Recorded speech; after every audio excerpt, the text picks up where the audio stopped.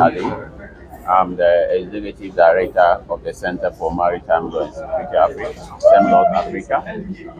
This project is being implemented by CEMLAW Africa and the Center for Coastal Management University of Cape Coast in Ghana.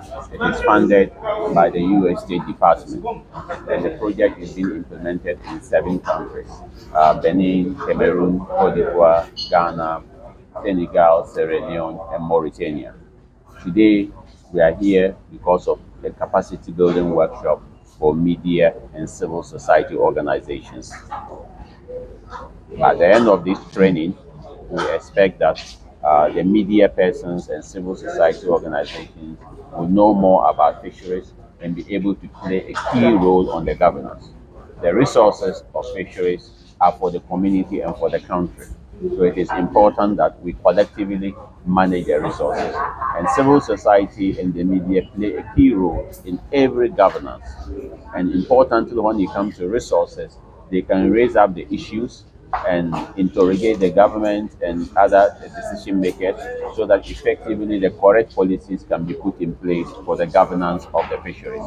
So we have similar activities in other countries, and today we are here and we are having it in the Republic of Cote d'Ivoire, and we are grateful to the Ministry of Fisheries and Animal Resources and all other stakeholders, including the Embassy of the United States in Senegal, for supporting this initiative. Alors aujourd'hui, nous sommes dans cet atelier qui traite ici de cette formation des hommes de médias s'agissant des ressources halieutiques. Parce que quand il s'agit des ressources halieutiques, les hommes de médias sont les mieux placés, les mieux outillés pour pouvoir véhiculer les défis que nous rencontrons dans le secteur de la pêche. Et il faut dire que cette organisation travaille avec 7 pays, notamment le Bénin, le Ghana, la Sierra Leone, la Mauritanie, la Côte d'Ivoire, le Gabon et le Cameroun, le Bénin également. Donc aussi, nous sommes en collaboration avec l'université de Cape Coast au Ghana.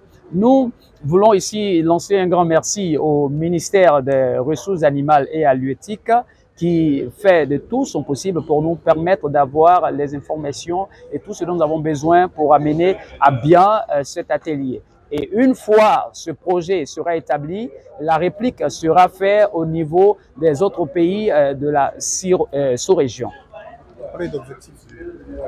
Et l'objectif, c'est de pouvoir faire en sorte que les ressources soient sécurisées. Et quand il s'agit des ressources, cela concerne tout le monde. Et les hommes de médias doivent intervenir en ce qui concerne cette protection des ressources halieutiques. The fishery resource is important for food security.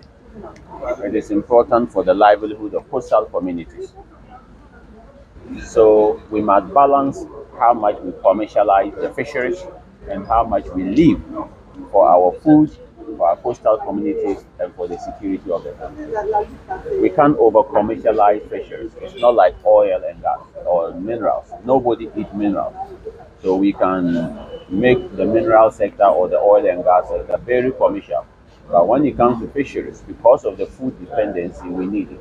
So if we don't address the issues now and make sure that we balance the commercialization as against reserving some for the food security and the livelihood of the people, we will wake up one day and we don't have fish. So there is a future negative impact across the sub-region. Everywhere you go now across the sub-region, there are a lot of distance, there are a lot of industrial sector, and the industrial sector is growing and growing. It is positive, but there are dangers. The dangers is that we can overrun the resources, and the resources will collapse and we will not have anything left. Et donc, concernant les impacts déstabilisants de la pêche, retenons que la pêche industrielle ici est bonne, mais elle a aussi un effet négatif. Nous avons, par exemple, les ressources naturelles, l'or et autres minéraux que nous pouvons exploiter et même surexploiter. Il n'y a pas de problème, mais quand il s'agit de ressources halieutiques, il va falloir qu'il y ait un équilibre dans l'exploitation, parce que la surexploitation pourrait, dans les années à venir, créer ici un manque au niveau de la consommation de ressources halieutiques. Donc, il va falloir essayer d'équilibrer les choses pour ne pas que les pêches industrielles, c'est vrai, dans la sous-région, nous voyons que la pêche industrielle prend des proportions vraiment démesurées. Donc, il va falloir équilibrer pour ne pas demain avoir à manquer de quoi manger. Donc, je crois que c'est l'objectif de cette activité. True, and that is one of the reasons we are having this workshop. We are having this workshop because of a number of reasons, as I mentioned, but more importantly, to build the capacity of the media. It is when the media and the civil society raise up issues that the government will be able to address those issues. What we are saying is that if we look at the resource, there are artisanal sector, but there's the industrial sector. And the most important thing is that the resource is good for the full security of the people. Yeah, so whatever we are losing and what we need in future, we expect that through this workshop, the journalists and the civil society organization will be engaging government on those issues so that the balance can be retained for the future of the country. Donc, il est vrai que la sous-région perd une bonne partie des ressources halieutiques.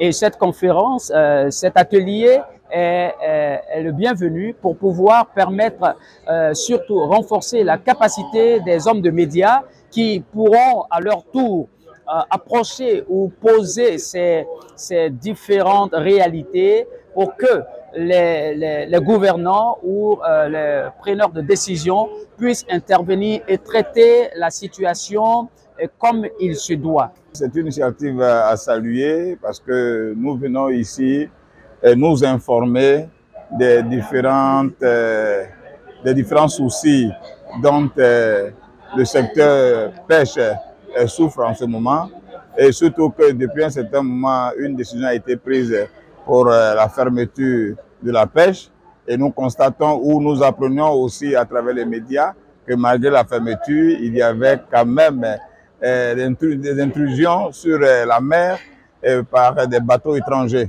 Donc cette formation nous permet de savoir quels sont les véritables problèmes et les solutions à proposer.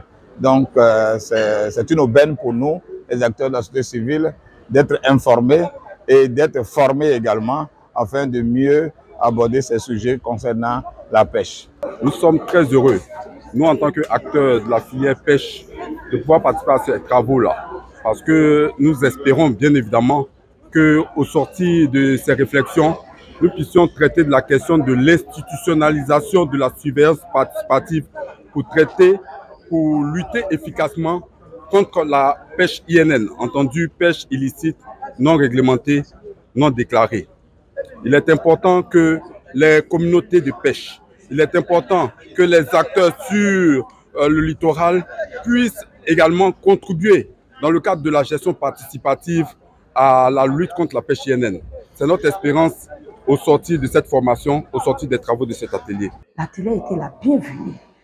Parce qu'aujourd'hui, en sortant de là, j'ai compris que le ministère seul ne peut pas faire le travail seul. C'est-à-dire qu'il faut des appuis même aussi au ministère, au niveau du ministère.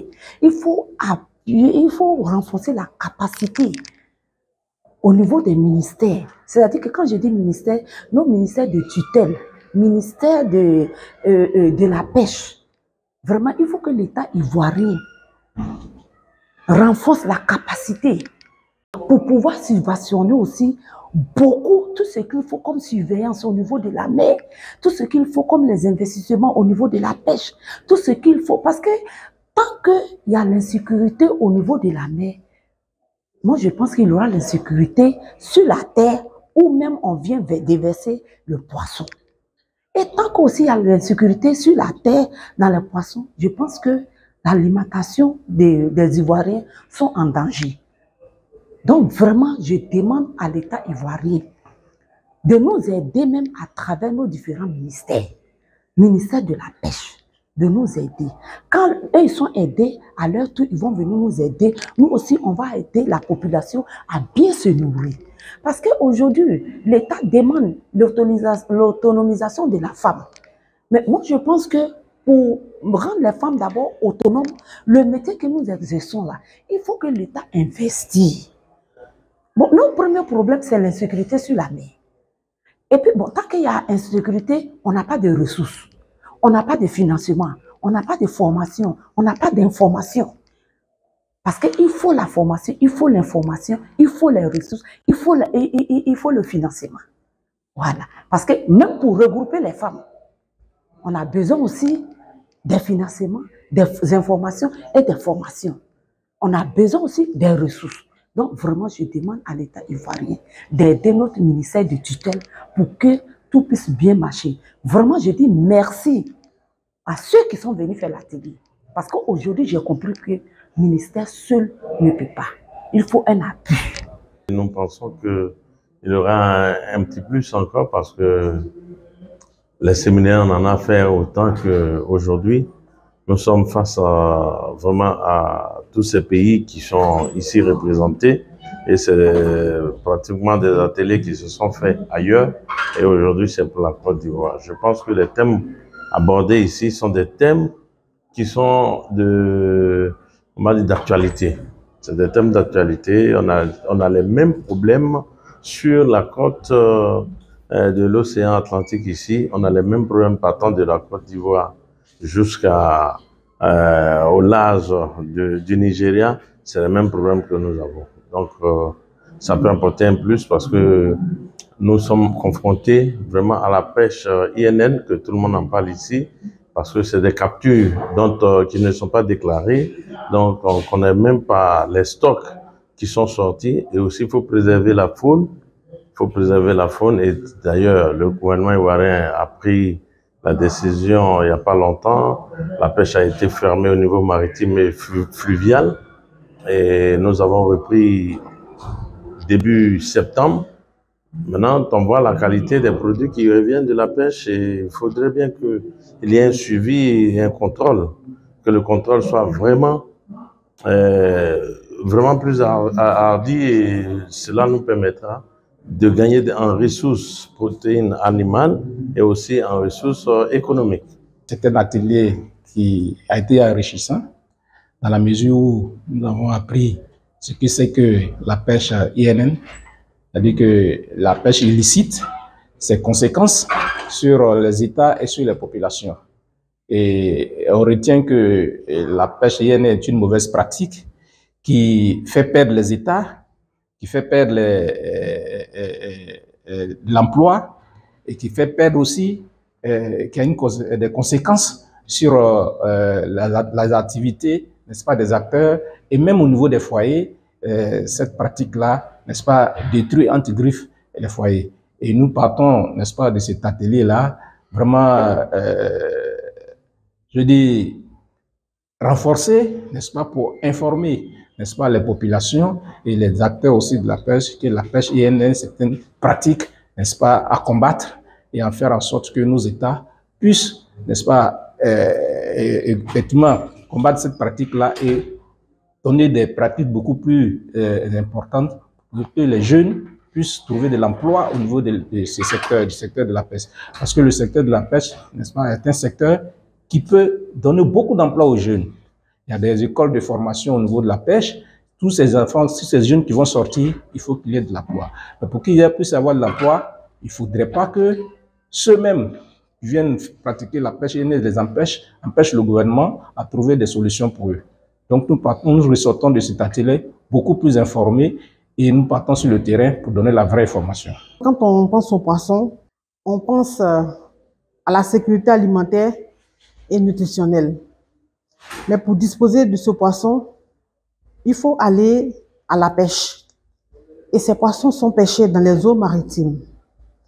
Mais la situation des océans ces dernières années est préoccupante à cause des activités des navires de pêche en haute mer. Vous voyez, ces navires de pêche viennent en haute mer et très souvent, elles pratiquent la pêche illicite qui a un impact sur le renouvellement la reconstitution des stocks de poissons, et même leurs pratiques aussi contribuent à la dégradation du milieu marin, qui fait que les poissons n'arrivent pas les stocks n'arrivent pas à se reconstituer. Donc, on assiste à une sérieuse menace sur la sécurité alimentaire, même les emplois des communautés de pêche, les moyens de subsistance des communautés de pêche. Et aujourd'hui, nous avons pris part à un atelier initié par Seamless Africa avec ses partenaires, un atelier de formation des journalistes, des OCS et des communautaires sur l'impact des navires de pêche en haute mer.